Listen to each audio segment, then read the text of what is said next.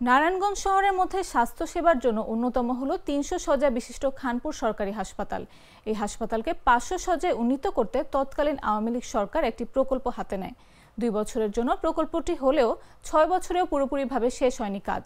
তবে সংশ্লিষ্ট কর্তৃপক্ষ বলছে কিছুদিনের মধ্যে নতুন ভবনের আংশিক বুঝিয়ে দেওয়া হবে, বাকিটা পরবর্তীতে বুঝিয়ে দেওয়া হবে। জানা যায়, তৎকালীন নারায়ণগঞ্জ ৫ আসনের সংসদ সদস্য একেএম সেলিম ওসমানের চেষ্টায় সাবেক স্বাস্থ্যমন্ত্রী মোহাম্মদ নাসিম খানপুর ৩০০ শয্যার হাসপাতালটিকে ৫০০ শয্যায় উন্নীত করার আশ্বাস দেন।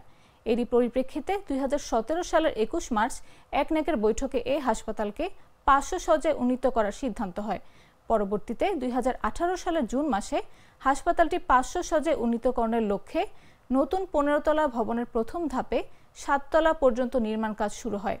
পুরো প্রকল্পের জন্য মোট ১৩০ কোটি টাকার বরাদ্দের অনুমোদন দেয় সরকার, যেখানে ৭ তলা ভবন নির্মাণে অনুমোদিত প্রকল্প মূল্য ৭০ কোটি টাকা।